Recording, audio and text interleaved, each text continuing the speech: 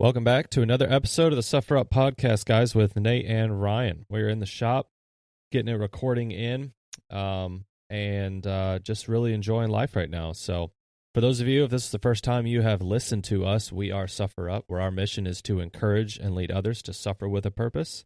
We strive to help others level up in life with an emphasis on spiritual, mental, and physical well-being. These are the voices of Nate and Ryan. Hello.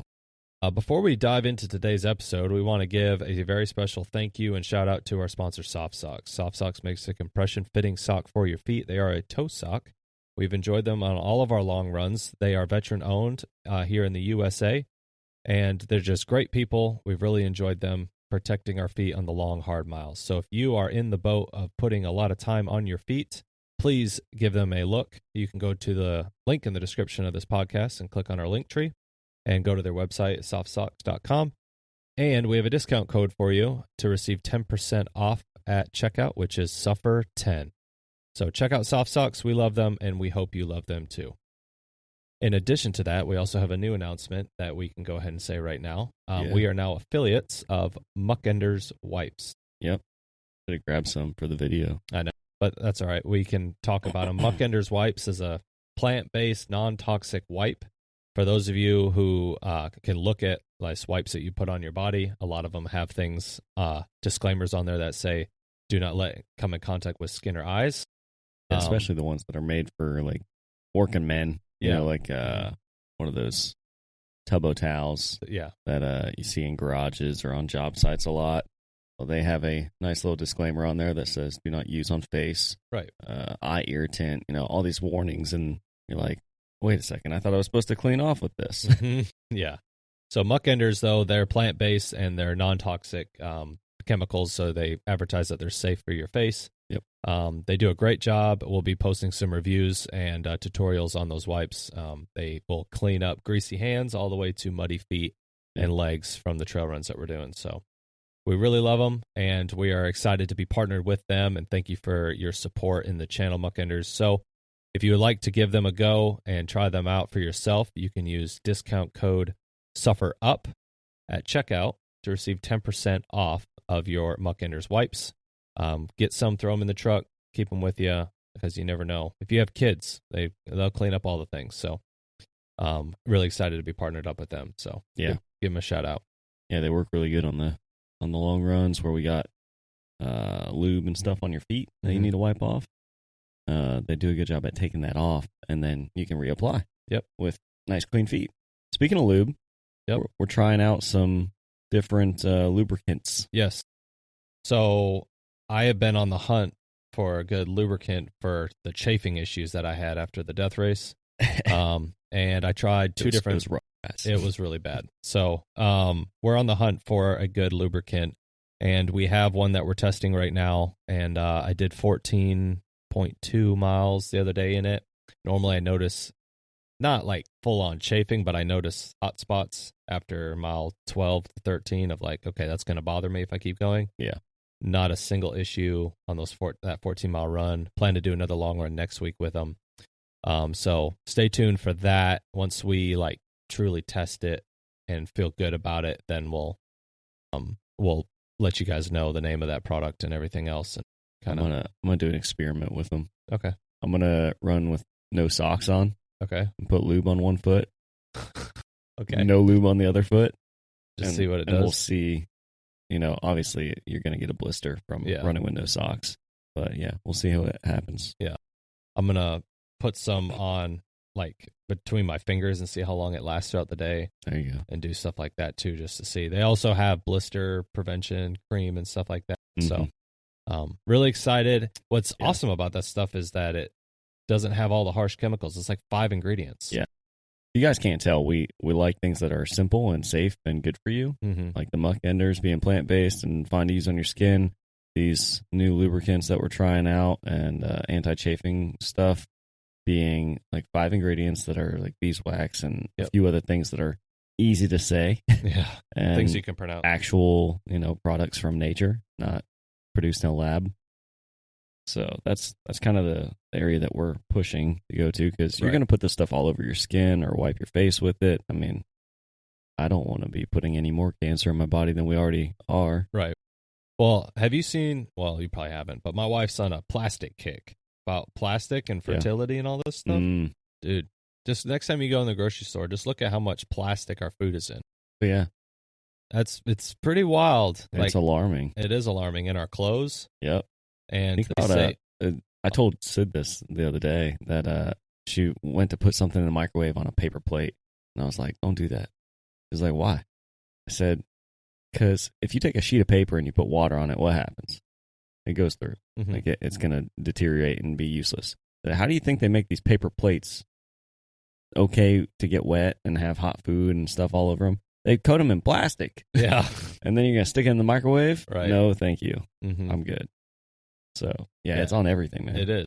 It's on everything. So they're finding that the plastic is causing like DNA changes, and they're finding that it's like huge infertility issues and all sorts of crazy stuff. So, yeah, my wife's on a spending spree buying 100% organic socks and underwear and clothes for the kids. So it's obviously you can't change your wardrobe overnight, but no. So yeah, we're on the hunt also for some 100% organic stuff to run in that isn't like super heavy. So we'll see kind of what comes of that. But yeah, my wife's on a plastic kick right now. So yeah, anyone with recommendations for running stuff? Yeah, preferably not like crazy expensive. Yeah. Now we're asking a lot. Yeah, I mean, but that's why like these chemical companies have literally advertised to clothing companies to make it softer or wrinkle free and make the product better, perform better, but it's not really performing better. Well, it performs better in those aspects, but it's not better from for a you. Physical standpoint. Yeah. Like, yeah. So to heck with the side effects. Yeah, but if these clothing companies just said no, then the chemical companies would go out of business because the majority of it's in our clothing. So it's wild. But anyway, this is the Suffer Up podcast where we sit down and we just shoot the breeze and share what's going on in our lives and our hearts in hopes that it will encourage you to also have and open up different conversations in life. So today's topic is we are going to talk about the 8-year-old you and what you want what kind of legacy do you want to pass down? Being your own hero. Being your own hero. So if you have children, you have little mini humans running around your house that, whether you want to admit it or not, they idolize you in more ways than one. And it has been said that they are little mirrors of you. And so are you living a life that is your 8-year-old hero? Or is that your hero as a child? Yeah, when you think back to, yourself at 8 or around that time, and you think like, what kind of people were you looking up to then? What kind of people were you kind of pointing at and going like, I want to be like that guy? Was it the overweight guy sitting next to you at a football game munching on a hot dog? Or was it, one of those fit, in shape football players down on the field who was, out there kicking butt, doing good on the field, and then praising God for the win that they just got? Mm-hmm. I think a lot of times we go through life and we just kind of lose focus of what our North Star, man, like what we were aiming for. You just start to settle for more and more things. And over time, that settle here, settle there, you start drifting, and you drift farther and farther away from who you had hoped to be. And it's just sad when you look back and you're like, man, I forgot all about that guy that I wanted to be. Mm-hmm. So that's what we're going to talk about today. Nice. Yeah. And when you think about what idolizing somebody, I mean, we could get really critical here, and I'll say it preface wise. There's attributes of people that we really love. However, we also know that the only true perfect being that ever walked the earth was Jesus Christ. And so I think we all can kind of look up to different people for different attributes, but we should ultimately be looking up to God for who he is and what he did for us on the cross. And although it is essentially unattainable for us here on earth, we do know that he is came as a baby and lived a life on this earth, quite literally setting the example for what a perfect life should look like. And so, 8-year-old me should really idolize and look up to Jesus Christ and his life here on earth.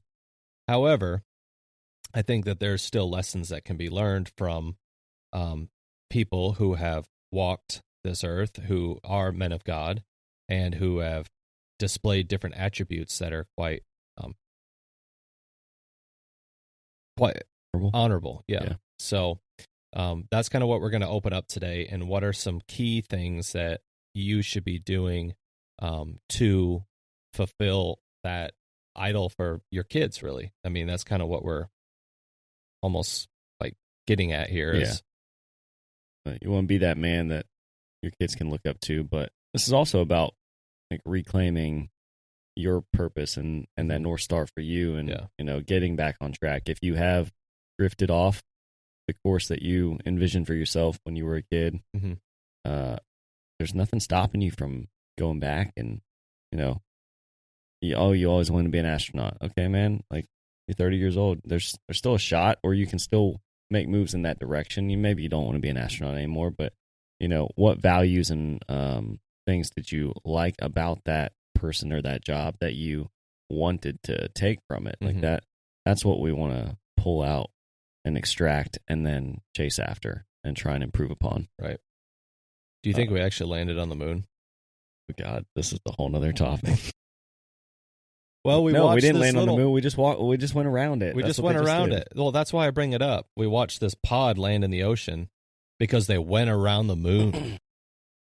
One giant leap, or man. One giant.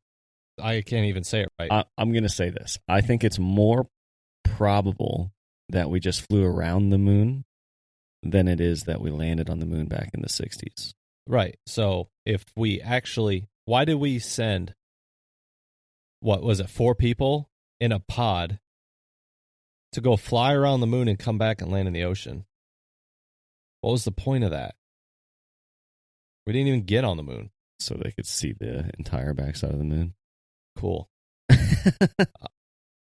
They want to put a moon base up there. That's 4 people that went to the moon and came back. 4 people got to see the backside of the moon. They took pictures, dude. Haven't you seen them? Yeah, but they got to see it with their eyeballs. So we couldn't send like an automatic drone with technology up there without people in it. I think they've done that. Yeah. But that wasn't a big deal, apparently. Yeah, so now we made it a bigger deal and spent all this money sending 4 people to the moon and never touched the moon. Yeah. You just brought up astronaut, and so I'm like, I'm sorry, guys. I'm sorry self, I said astronaut. If you want to be an astronaut, you could also see the backside of the moon. You can also be a liar. No, I'm kidding. Yeah. So, did we actually land on the moon? Share your thoughts in the comments because we'd love to hear what you guys have to say. I think we didn't touch the moon. This time or ever? Ever. Because this time we definitely did not. I'm losing more and more faith in NASA. Yeah. I didn't ever have any faith in NASA. Yeah. And what is the Space Force? That... We're getting way sidetracked. But Space Force. It all goes back to they want to put a base on the moon. What's going to protect NASA on the moon? The Space Force. They're going to put NASA on the moon. They're going to build like a little moon colony. Yes. On the moon. Yeah, that's their goal within the next, I think like 8 years or something to have this. So then when we do that, then we can say we got to the moon. Because there's a structure there. Yeah. I want to see pictures of this flag again. Supposedly they've left things on the moon from their previous landings, like reflective devices that are used for repeatable scientific experiments. Okay. I just looked into this the other day. Oh, did you? Because I was curious too. Yeah. Sydney actually used ChatGPT and asked it, and it spit out that there's like reflectors on the moon that you can do experiments with. Interesting. Granted, I've never done that experiment. I don't think we have lasers that we could do those experiments with. So you got to trust somebody at some point, or you got to not trust them. And right. I'm on the fence. I don't trust them. If we didn't land on the moon, though, then 8-year-old me trusted them, but 33-year-old me doesn't trust them. What else is fake? I don't know. Is the Earth flat? Did they actually go around the back of the moon? I don't know, man. Or do they just go up into space and then just fall back in? I don't know. Yeah.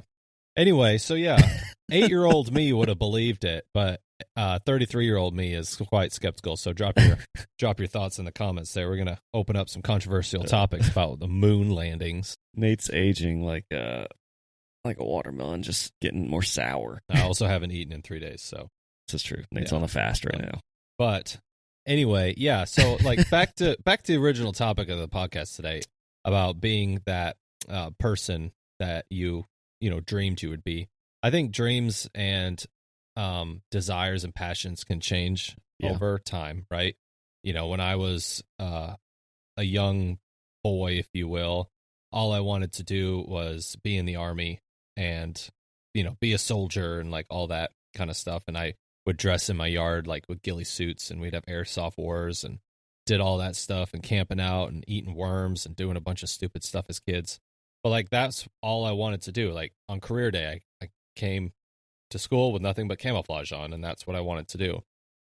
That desire never really left me, but my passions have changed. I want to be a present father, and now I serve in the fire service. So I kind of idolized that as a child, but I think that it's acceptable to set your passions and desires based off whatever stage of life you're in.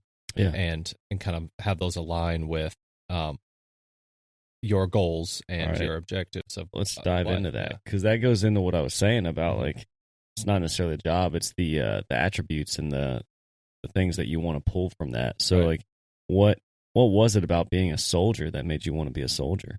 I don't know. It just was appealing, like doing all the hard combat things, like from an 8-year-old, 9-year-old's perspective, doing it's hard, completely different. doing hard things, doing some tough training. Yep, you get to play in the mud, maybe. I don't know. Yeah, well, and it was just obviously it's like the the G.I. Joe. It's gritty, it's manly, like Tim the Toolman Taylor. Yeah, so it just was crawling through the woods, and I'd snipe squirrels with my 17 HMR as a kid. That was my first rifle I ever bought. There you go. It was fun. And I'm like, the fun was there. So now I get to do a job that's fun. Yeah. But it's not, obviously, I'm not out there crawling through the woods. No, but it's still tough and gritty. You're crawling through a burning house. I mean, sure. Yeah. It's a different kind of grit. But the passions are still there of like, I think that personalities can really show in an early stage of life.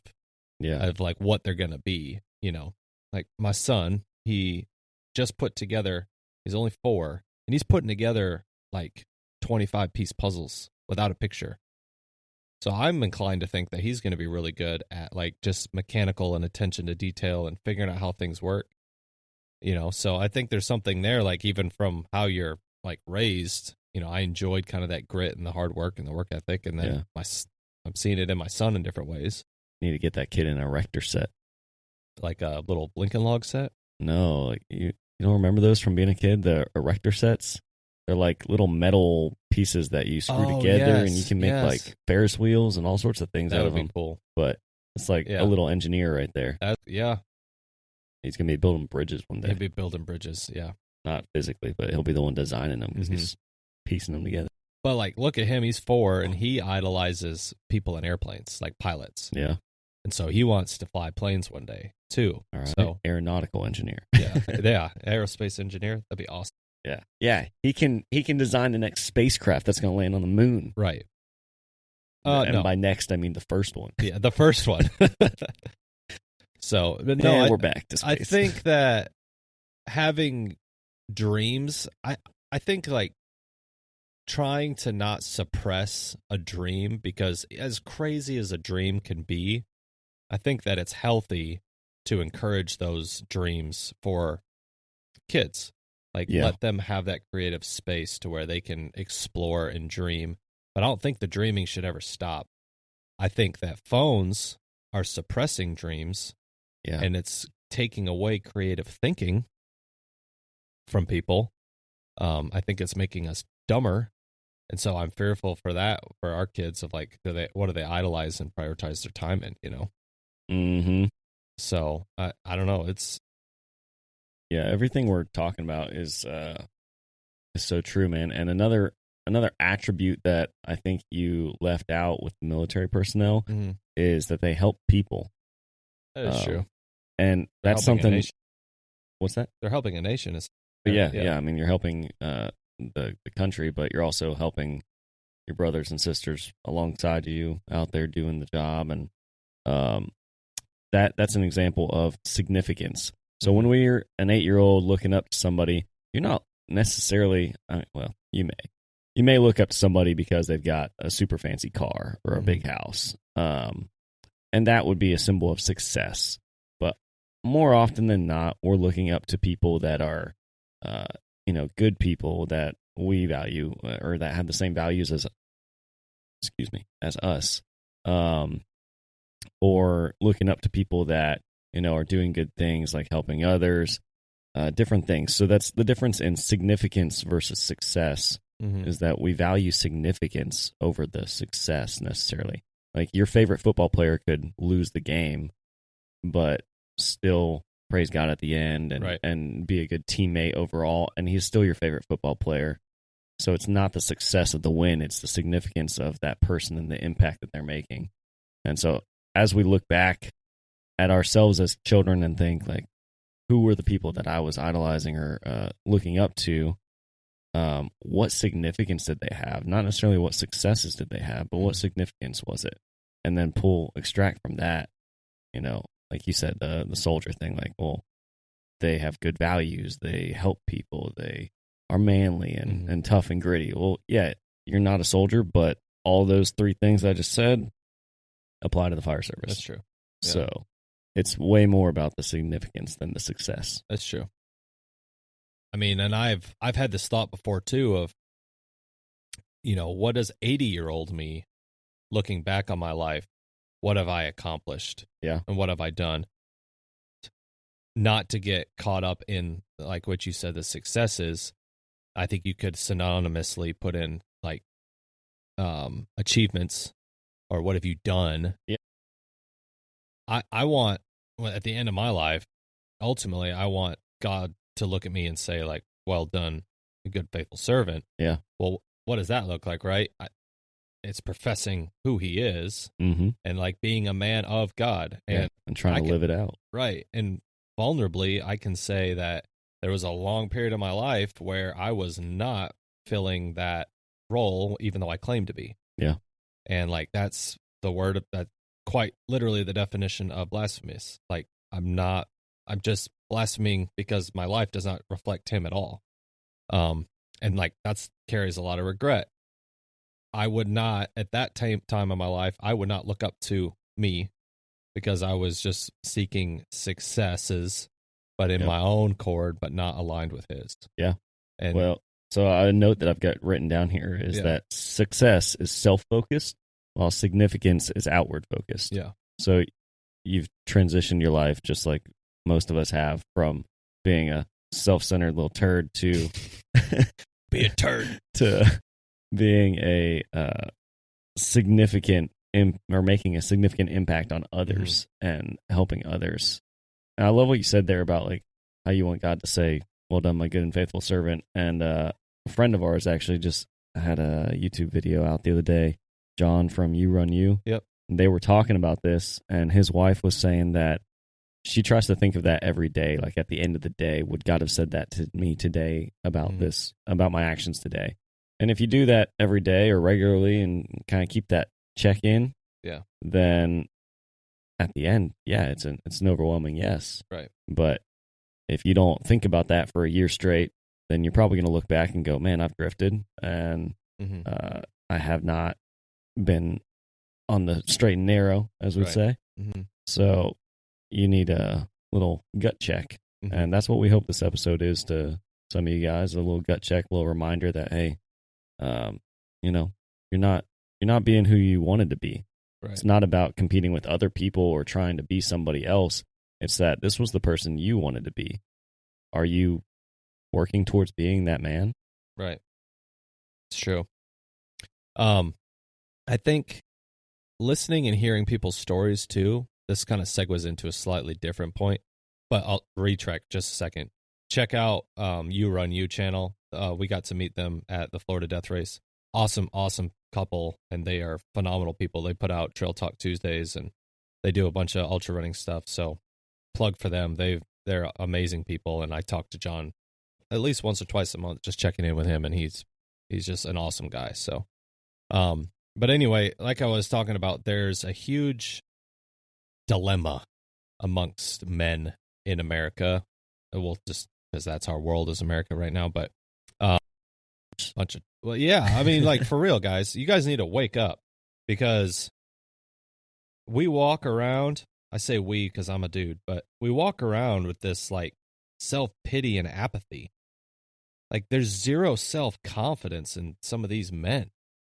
Like, dude, grow a pair. What do you believe in? You walk around and you like just spew nonsense, but you like in a offensive mode, but then as soon as you're challenged, like, well, what do you believe in? Yeah. They don't even have an answer. Like, People there's zero backbone. Can't defend their thoughts anymore. And I think that goes back to what you were saying about technology and just it's making us dumber. You just believe something because I saw it. Bunch of stupids. I saw it on my phone, so it's true. Sorry, we're getting a little passionate here, but like, think about it. There's so many people I talk to that the root issue is lack of self-confidence. They don't. What is self-confidence? Self-confidence is the confidence in yourself to either believe or do something. Like, it's immediate pity. And confidence comes from being who you truly are. Mm-hmm. If you were passionate about something as a kid, it's probably still in you. You're probably still passionate about it. Have the confidence of an 8-year-old. Yeah, no kidding. I mean, that's profound right there. Think how those 8-year-olds, I mean, for example. The self-confidence, they may not want to order their own food at the dinner table. No. But they will express themselves they think and they're be so them. big and bad. Yeah, well, and they will be themselves no matter what. Yeah. Because they haven't learned to be embarrassed. Right. Embarrassment is something that we make up in our own head. Right. I mean, other kids could laugh at you, but, you're choosing to be embarrassed by that. Mm-hmm. My son's birthday party. Had my nephew there. I think he's 8. Yeah. 8 or 9. There we go. So he's 8 or 9. And then, there's ranges all the way down to my son, who's 4. And the oldest one was like, I want to do a sit-up competition. Well, then the neighbor boy, he's overly confident about everything. He goes, I can do 1,000 sit-ups. Oh, wow. And I was like, okay, well, let's do a sit-up competition. So the oldest got down, did 40 sit-ups in 2 minutes. There's a ton of adults that can't even do that. Now, this joker's never done sit-ups before. I showed him how to do sit-ups while we were in this challenge they're challenging all the kids to do sit-ups. And then the little confident, I want to say he's 5 or 6-year-old boy, tiny little dude, gets down and does like 42 sit-ups in 2 minutes. And then my 4-year-old gets down and does 20. Hey. Because they've got nothing but confidence. Yeah. Nothing but confidence. They believe that they can do 1,000. And then they go over and they crush 40. And there's a ton of adults that cannot do 40 behind the head sit-ups. They have no ceiling either. A lot of times we place our ceiling ourselves.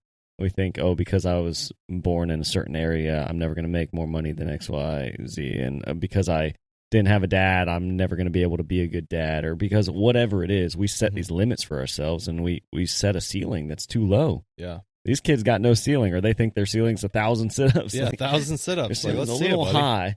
World record champion here. But, if they went into that thinking, I can only do 10, then they'd probably only do 10 or maybe a few more. But, maybe they'd surprise themselves and do 15. Yeah. But I highly doubt they would have went in and done 40 because they didn't believe that they could. Right. But they went the opposite way, man. We're going 1,000. Yeah, right. I'm going to do 1,000 sit-ups. But also, there's another thought. I was teaching a class at the rookie school, and a thought came over me while I was teaching. So when's the last time any of y'all did something that scared you?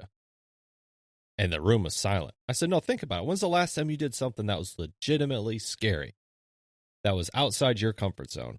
And I think that directly ties into confidence, because if you're not doing something that like boosts your confidence, okay, so you have a confidence issue and you're like, I don't think I can do that, or I get a little nervous when I do this. Well, then you should probably go do it, because how else are you going to build any sort of self-confidence if you just have this like pity all the time. Like, quit feeling sorry for yourself, man. You got so much to be happy and thankful for. Like, so much. Even the people that are struggling right now, so much to be thankful for. There's hope in this world, and that's Jesus, and people don't have it, and I understand that, and I feel for that. But like, there's so much hope out there that you can strive for. So have the confidence of an 8-year-old and start just doing the things that you need to do in your life, and have a little bit of confidence. Like, if you're married and you have a wife and you have kids, you have a lot to be thankful for, and you have a lot that you can be. And you have so much influence in this world because you now get to disciple 2, 3, 4, 5, 6. I don't know how many kids you have, 12. Like, just own it. Like, own your space and own who you can be, and who, like, at one point you dreamed about being where you're at right now in some way. Yeah. So you're living it. You're literally living your dream. So let's, like, do something about that dream. Love what you said about, like, do something that scares you and that builds confidence. Because I think back to 8-year-old me who couldn't swim and was afraid to jump into water or something. Yeah. And I was at this swim instruction or swim camp. I don't know what you call it. I was learning to swim lessons. There we go. That's what that's called. Yeah. Learning to swim. Anyways, I had went through this like week-long course of swim lessons. And the final thing was jumping off a little 1-meter diving board into the deep end, where there was a guy, your swim instructor was there, not going to let you drown, but you would jump in, you get yourself to the surface, and then you swim to him. Mm-hmm. And I went to that same camp, that same swim lessons for like 3 summers in a row, I think, because every summer I would get to the end of that week and I was scared to jump off the diving board. And I just wouldn't do it. I would back out right there. Yeah. And then the last time that I went, when I finally learned how to swim, it wasn't a matter of learning how. I had learned the past 2 summers. I already knew what that week was going to look like, but it was jumping off that scary thing at the end. Yeah. And taking that leap, believing in myself. And man, when I popped up out of the water and I swam to the coach, he was like, finally. Yeah. and I'm like, I can swim. And he's like, yeah, I know. I've been telling you this. Mm-hmm. You just had to believe in yourself and do that. And that confidence was all I needed. Yeah. Like once I did that scary thing, I built the confidence that then I could jump in time after time after time again. And I joined the swim team the next summer. And I mean, the rest is history, but it took that first leap of courage to do the scary thing. Yeah, that's really good. And it actually reminds me, I think that there's the human body and mind has an adaptability portion to it. So, like, you took that initial step to gain confidence just in the water to be able to swim in a nice, calm pool, right? And then you jump into rescue swimmer school and then you build on that. But, like, I was talking with a paramedic that I work with at Shift Change, and he was telling about a water rescue that he did several years back where a dude was, like, 15 foot down in the water and wrapped up in a cast net. And he did like free diving, like solo diving, and like he would do lobster diving and stuff with fins. So he had some experience like doing like with water and going in deep waters and using the fins and all that kind of stuff. Well, he was called upon to perform a rescue, these 2 dudes that have never done this before. They've never pulled a body up off the ocean floor, and they could see the guy from the top, and he's 15 foot down wrapped up in a cast net. A rescue or a recovery? They ended up getting him back. I don't know if he ended up surviving on the way to the very time sensitive. So he jumped in, swam down to the bottom, got him untangled without goggles, got him untangled, and then grabbed him. I think they had to do a couple attempts because of breath. Mm-hmm. Went down and drug him up, and then somehow got his hands and no fins on, and got him up 15 foot of water, and then handed his the victim's wrist to the guys on the dock, and then they lifted him up and then got him to safety, and they ended up getting a heartbeat back. Whether he survived, I don't know that he did, but they gave that guy every chance to survive. Yeah. But I say that story to say when we're talking about this, I said, man, I need to get in the pool and like simulate this to like practice it. He goes, there's nothing, I've tried to recreate it. There's nothing that you can do to train for that, because You can like learn different techniques, but there's things you can do to train for it, but not to recreate it. Yeah. He said it's totally different. A body that has brought on fluid, it's a totally different weight and feeling than somebody who's just holding their breath under the pool. Yeah, they're going to be very buoyant. Yeah. I mean, you could get a dummy in the water. Sure. But it would just like, and I had the thought of, he did not train specifically for that. Yeah. But he trained in the water and did things that were like kind of scary and uncomfortable, so that when he was called upon to act in this way, he just acted and didn't think. He's like, I'm not scared of the water. I'm a little bit scared of this situation. Yeah. But I have confidence in my ability in the water. Let's see what happens. Yeah, he still had to take that courageous leap and do the thing that he wasn't really sure if he could do. Right. Yeah. And so I think there's an adaptability of my brain knows that I can handle long durations under the water. I'm not bringing up lobsters. I'm bringing up a person this time. And, he would go down to South Florida and do like spiny lobsters and stuff like that. So spent a lot of time in the water. And like, I look up to him in a lot of ways for his ability as a medic, as well as his ability just to perform that type of rescue. Like, that's insane. No mask, no fins, 15 foot of water, down and retrieve a body. Incredible. So I know if I was put in that position right now, I would fail at that. Because I'm working on my confidence in the water, but he had built confidence in the water. Yeah. Would I attempt it? Absolutely. But, would you become a second victim? Possibly. It's quite possible, so tie some paracord around my big toe or something. Yeah. That'll work. But just do the scary things, do the things that are difficult to you, because at the end of the day, you have these amazing opportunities in life to do great things, so why not use the time to do those things? And, maybe physicalness is not like your thing. What are you doing in your local church right now to help with the church? Like, are you developing new things, new programs? Are you pouring in somewhere and being somebody that people can look up to? We have plenty of followers in this world. We don't have enough good leaders. Especially men. Especially young men. So lead your house first. Lead yourself. Lead yourself. Lead your house. If you lead yourself, you'll eventually end up leading your house well. And then go lead some men. And go do the thing, because we need more men that are willing to lead well. We got plenty of people that want to lead, but they don't necessarily lead. Yeah. So I don't know. What you were saying right there is kind of not really off subject, but this conversation's wrapping up more things than one. Yeah. Training in general doesn't just build confidence, but it builds capability. Yeah. And so you're going to be more confident in yourself, but you're more confident because of your capability is growing. Right. And even if it's something that you're unsure of, that you're like, I don't know if I can do it, you know that you are capable of doing other hard things. So you're going to, like you said, you would still jump in and try. Right. Because you're capable of doing other hard things. So you're like, well, this is a hard thing.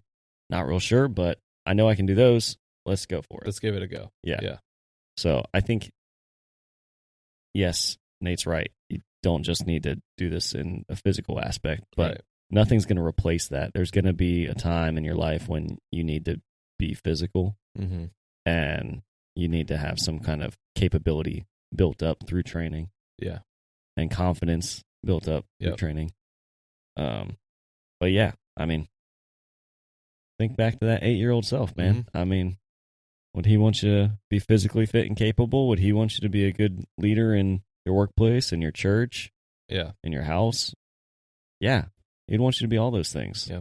So what steps can you guys take today to make yourself 1% better in each of those aspects? Yeah, I'm going to also add this in closing. If you're listening to this and you're like, man, I'm not that. I'm just not. Like, I've made too many mistakes. I've offended too many people.